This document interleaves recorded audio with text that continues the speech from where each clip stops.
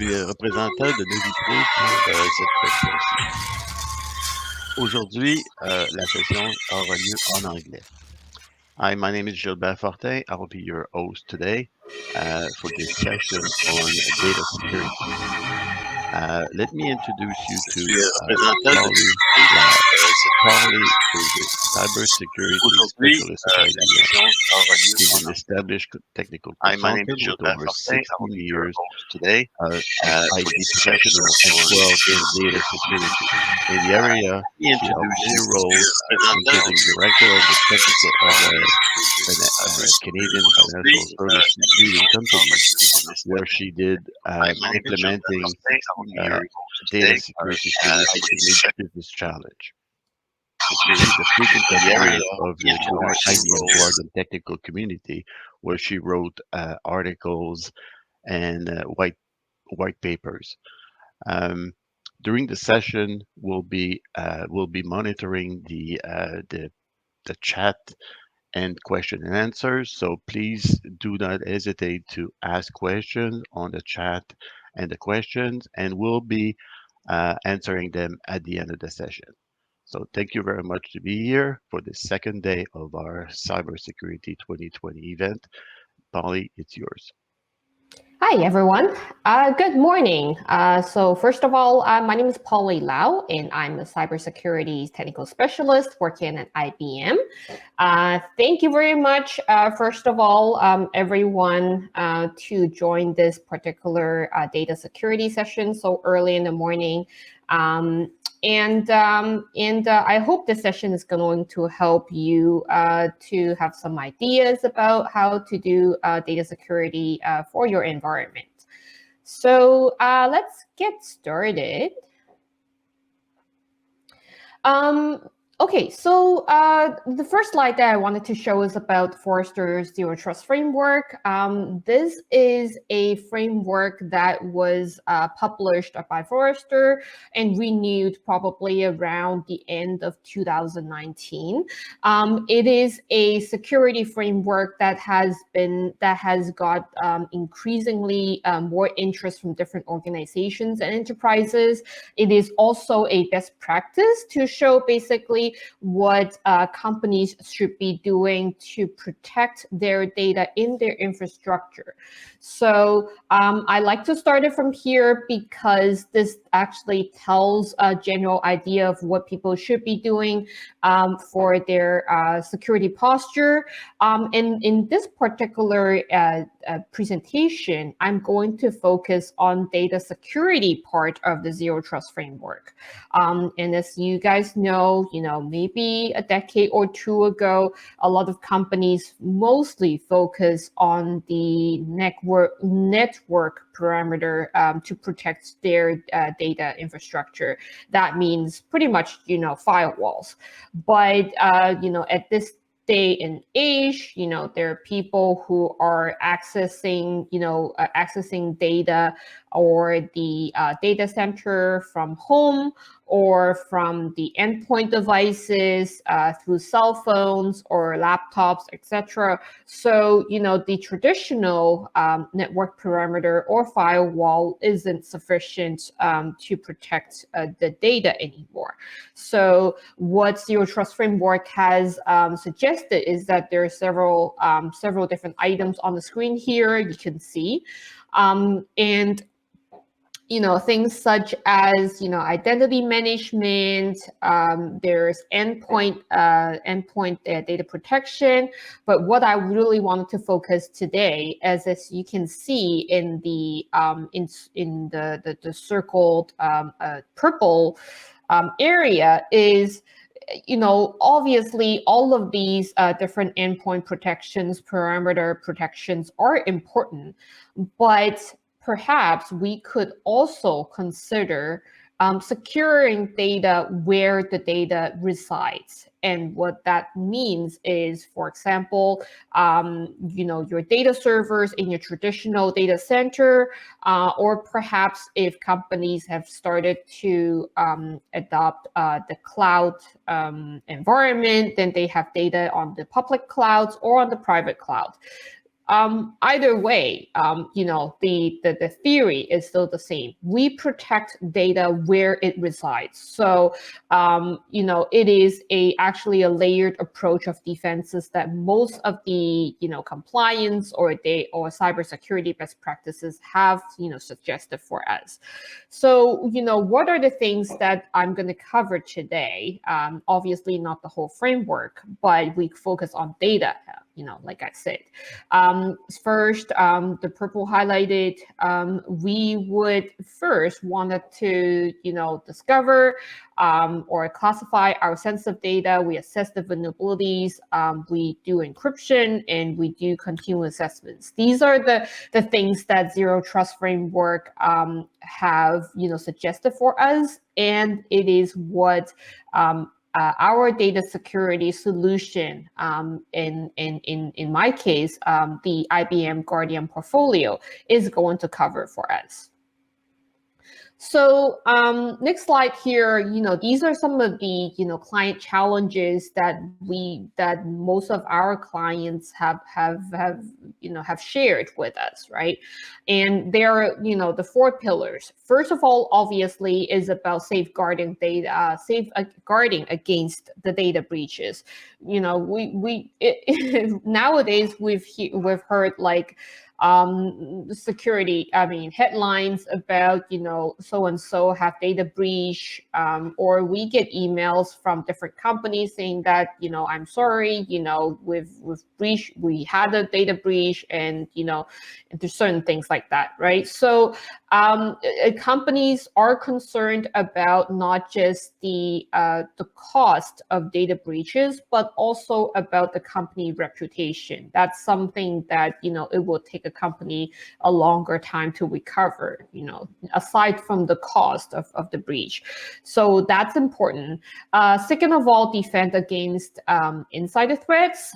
So the most easiest example would be Snowden as an example, or even in recent breaches, you would have seen a lot. Some of the breaches happened because the insiders actually used their privileged user access to steal data. So that is something that is really hard to protect against. It doesn't matter if you have, identity management, if you have endpoint management, if it is an insider threat, there's not a lot of perimeter protection that would help you from those threats.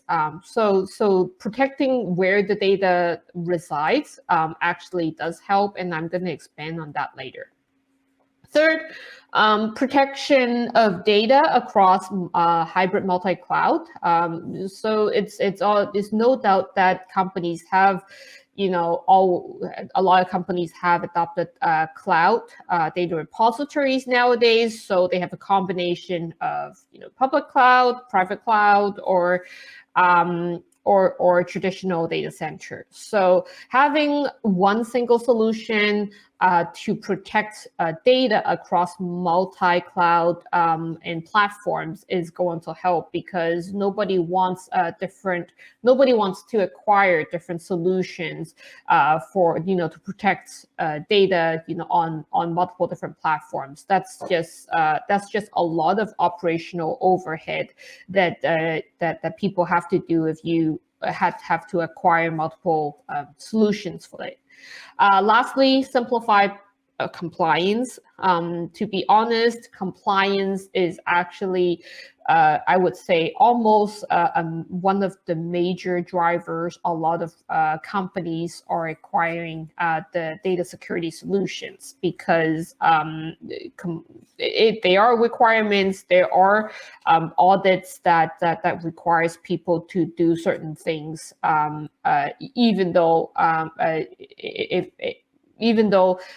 it may not be their priority to begin with. So First thing I want to talk about is discovery. If you look at a lot of cybersecurity best practices, the first thing and probably the most important step of doing data security is to discover and classify your sensitive data.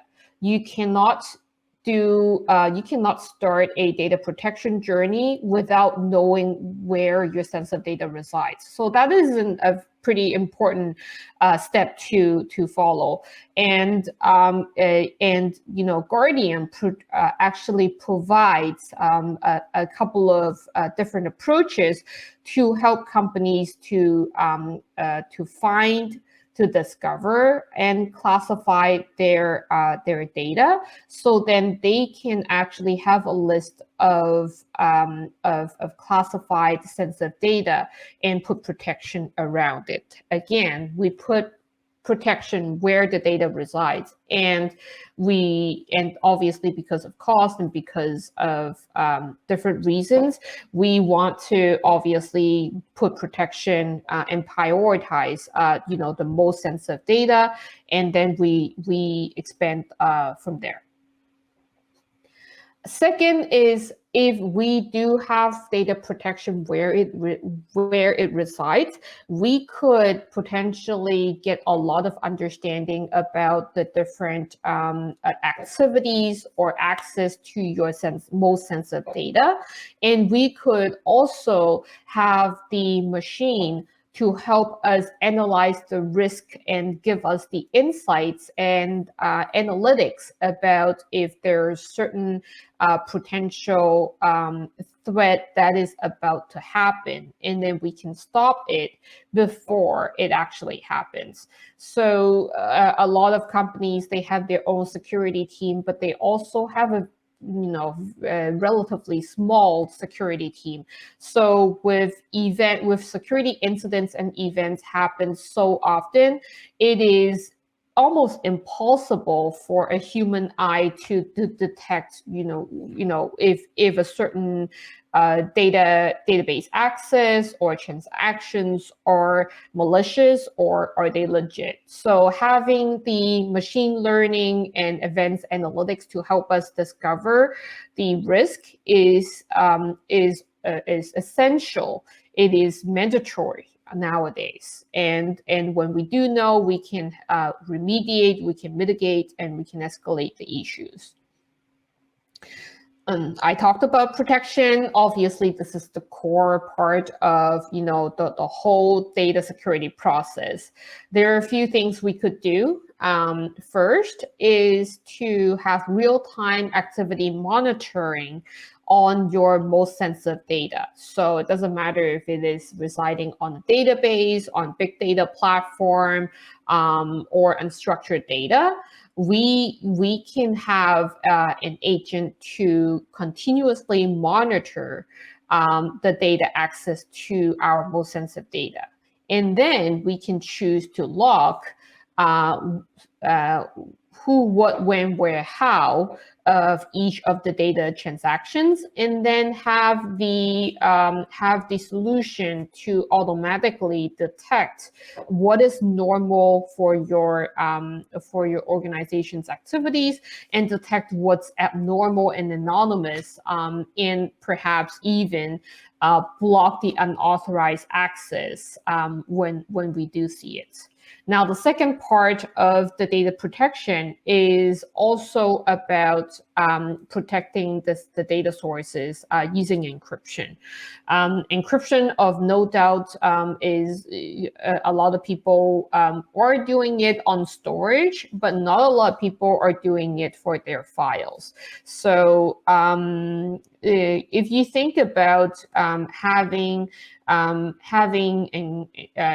encryption on data at rest, there's storage level, there's file level, and I can actually expand that later on. Essentially, if you do have protection in place, it can protect you from malicious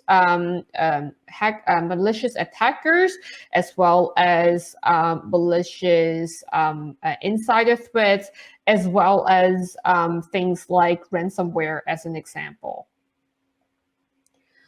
Respond. So within the Guardian portfolio, like I said, once we have a solution in place to understand who, what, when, where, how on on your normal activities, we can potentially block or quarantine suspicious activities when it happens. So then it will help us to prevent from having data breaches.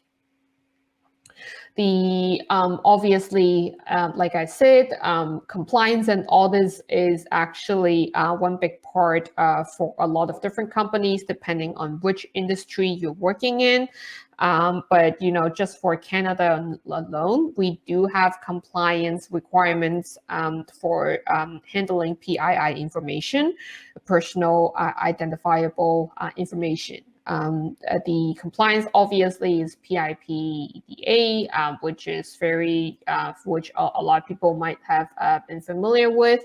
But essentially, while we're monitoring all the data traffic or encrypting the data at rest, we are also helping people to log all the activities or things that are required for compliance reports. So ultimately, when we do have an audit, or if we do have an audit, it makes it so much easier for companies to provide the audit reports without having to reach out to DBAs and multiple DBAs to get the logs and to manually clean up the logs before it's ready. So so that is definitely a thing to think about.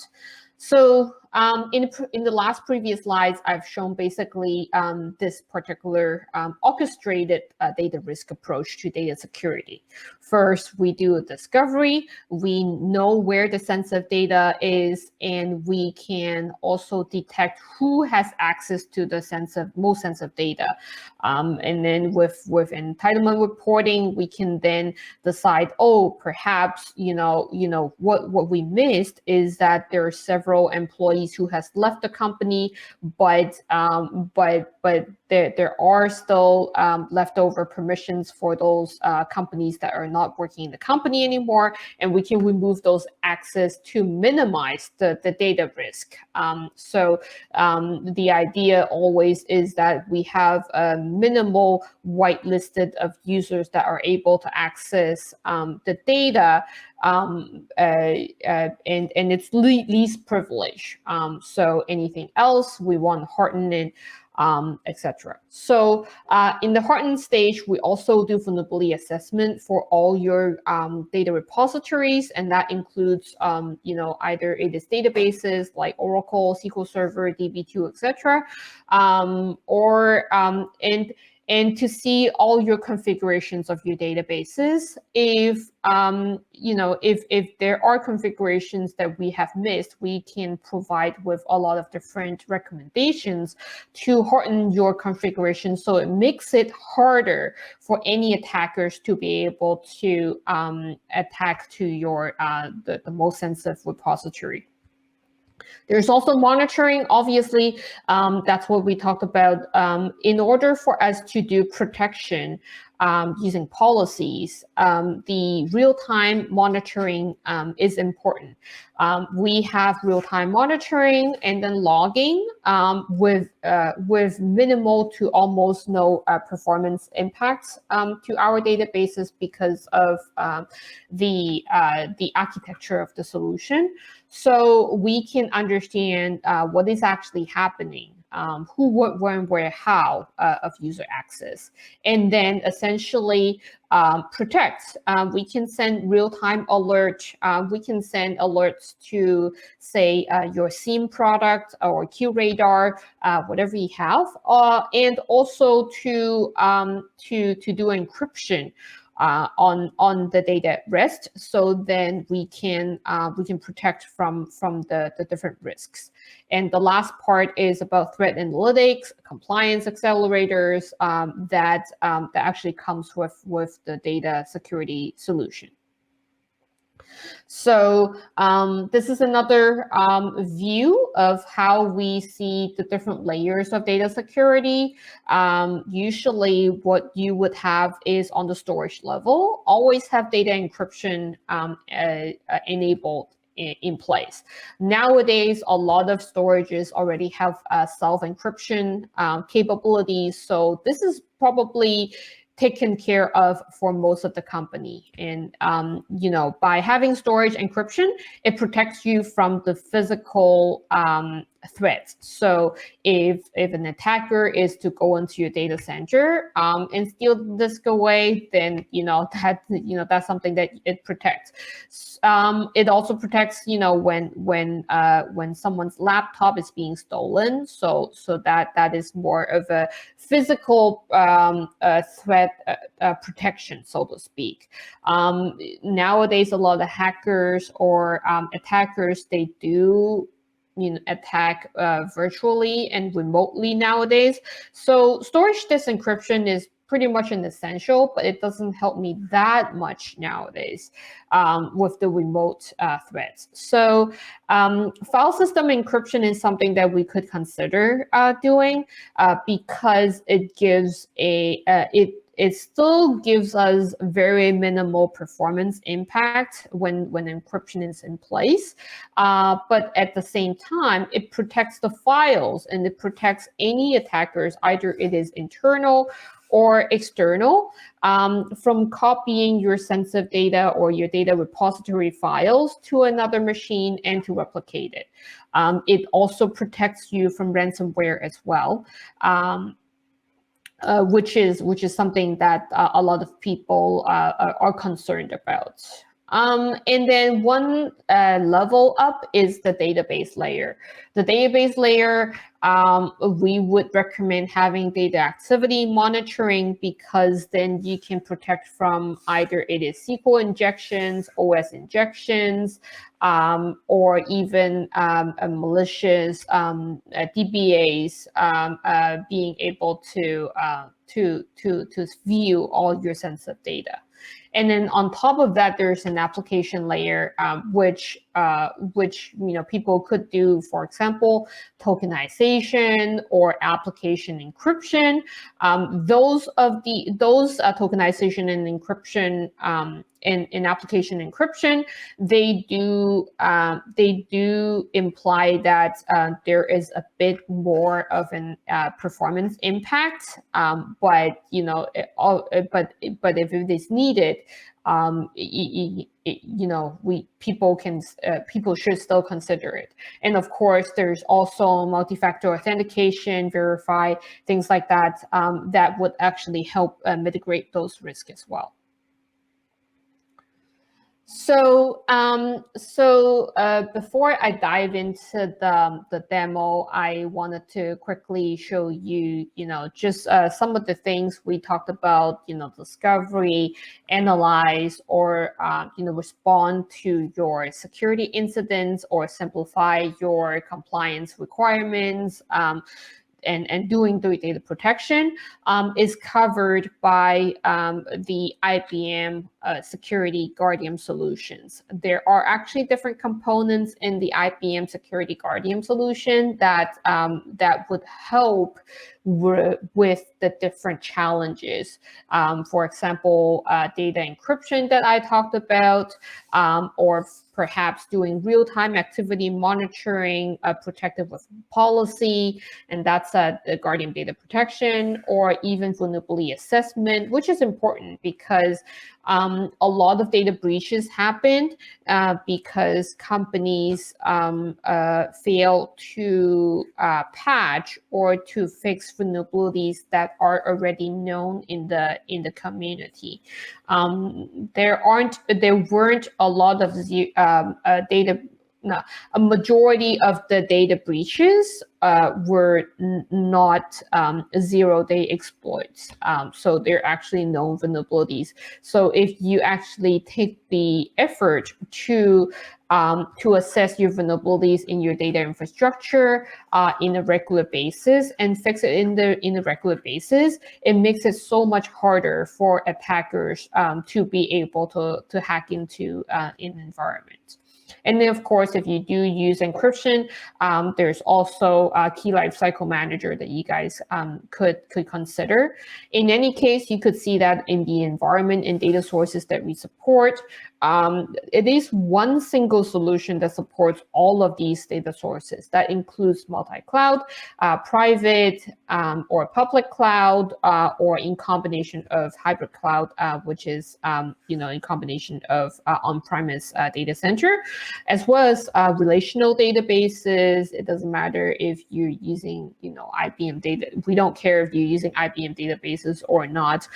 Even if you're using SQL Server, if you're using Oracle, or even like Postgres, Mongo, etc. All of those are supported within one single solution. You don't have to acquire different solutions for it. As well, there's also unstructured data that could potentially be protected as well. If you do have mainframe or iSeries, that is also from the same data protection solution. So essentially, what we really wanted to do is, in order to do data protection, it's not just, do once and forget about it. It's actually a continuous cycle. We want to enable data discovery in a regular basis. So then if there's any new sensitive data repository that's introduced into the environment, we can know about it. We can classify data also in a regular basis. We do protection continuously, monitoring continuously, and then do remediation continuously. And this is a whole life cycle of it. IBM does have a lot of global team of advisors that actually put this all together, that can help companies like you guys to have an easier time and give you guidance of what is needed. So there's enough slides for now. What I would do is I would start showing a little bit of a demo, so it gives you an idea how things run and what I've been talking about in the particular presentation. So here, this is, so Guardium like I said, it includes multiple different approaches. And first, what I wanted to show is the monitoring, the classification, and the whole life cycle that, that I just talked about. On the left-hand side, this is the main page. When we log into Guardium, we can manage our assets, so that will help us to see all the inventory of our databases. And then what we wanted to do is we wanted to continuously do a discovery of our sensitive data in our infrastructure. It is really important for any companies to do this step. Some companies, they're like, oh, we don't have large footprint, we're not like a large bank, and therefore we don't have much data to steal. But that's not exactly true. Everyone actually a lot of enterprises or a lot of even smaller companies, they do process PII data, and therefore they are required to meet certain compliance requirements. So for you to discover sensitive data, you can choose the different data sources in your environment that you can classify. There are multiple different PII or bank or credit card or different patterns within the product that you can just drag and drop what you wanted to discover. And then the product would then pretty much discover the sensitive data for you. For example, I'm looking for Canadian driver license numbers, passport, perhaps SIM card numbers, names, account numbers, etc. So when we run the job regularly, we can then find out, where in the databases, in multiple databases, do we have these sensitive data. And when we do find these sensitive data, where it resides, which schema, which table, which column, then we can basically report on it, or we can even add to a group of sensitive data, and then from there you can protect it from a monitoring policy. So going back here, so once you discover sensitive data, again, you can you can add to virtual groups where you can protect from a policy. At the same time, what we wanted to do also is to continuously assess the vulnerabilities in your database configurations. It is important that if you do have a database, even your DBAs would be interested to see how the configuration of the database is, how secure the database configuration is.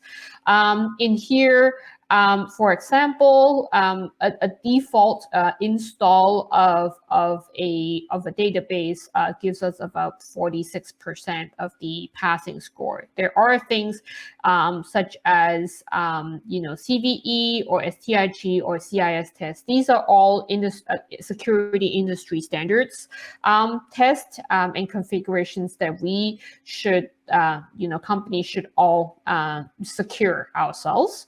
And if we do fail those particular vulnerabilities, there are detailed recommendations to a lot of companies or DBAs on how to fix those configurations, so then we can be more secure, basically. So that's an assessment. And if I go back here, then what we could do is we can set up monitoring data access, based on a particular compliance. In PCI is one that is very popular. If any companies actually deal with PCI data, they are required by PCI DSS to actually monitor either it is failed logins or it is it is of the different shared account activities, etc. So all of these reports are they come with the product or come with the solution free of charge. And basically, you just populate your infrastructure information into the different groups. For example, your client IPs, your authorized users, where your sensitive data objects is, and then the reports will automatically populate it for you when your auditor comes along.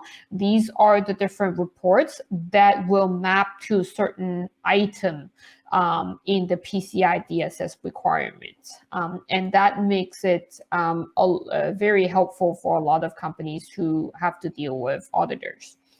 There is also SOX and perhaps GDPR if anyone's actually processing European citizens' data. And there are more compliance monitoring that we could do that comes with the solution. Lastly is about active threat analytics. Like I said, we continuously monitor the data traffic, and then to be able to have the machine to tell us, what are the possible threats, and if we should actually consider look into it, investigate, or even to stop it before it happens. So all of the different threats that are shown here in this drop-down box are actually pre-programmed, pre-populated threat patterns that is built into the machine learning. So we could detect, for example, a SQL injection that happens, or OS injection, or even denial of service, or brute force attack, or cross-site scripting, or just in general malicious stored procedures that happens. So it helps us to do certain things. So, for example, this particular threat case here is telling us that there is this database user, Elliot, that was granted privilege by a dormant user, and that's something that we could actually start looking into, right? There are also different in here, it's basically saying that these particular users actually were created and granted by an account called Bad Guy. So we should really look into it and see actually what happens. There are also different analytics that would provide for you in order to help any of the companies to gain insights in related to the data threat case, as well as to help with the investigation. And then obviously there's also RiskSpotter as well. We could potentially, while the activities are happening, we could detect which user accounts are of more risk and the reason why. For example, these different users, they cause a lot of policy violations, and threat analytics is telling us that they do something that seems to be matching threat patterns like SQL injections, etc. They also do a lot of perhaps they in another case, they could be actually accessing a lot of sensitive objects, or do a lot of DML queries, etc. So that's also help us to continuously know where the risk in our environment are, and we can have a better vision. Ultimately, you can build in dashboards, for example, to see your data classification, where your data resides. You can report on your vulnerabilities by the different categories, by the different data sources. You can do monitoring protection, knowing what kind of policy violations or which user actually gives the most exceptions. And to take a look at your policies. There's also investigation dashboards that people could use to visualize all of their database activities as it is happening. It helps the security specialist to definitely help help them to investigate, to do investigations when they do have a case. You can have the different filters here. You can see the different outliers if it does happen. And in this case, at 10 a.m., there's an outlier here. So that's kind of a general idea of the data protection. And if you guys would like to see more, we just reach out to me later on, and we could have a detailed chat to see how we could actually help you with your data security journey. So thank you very much, and hope to hear from you soon.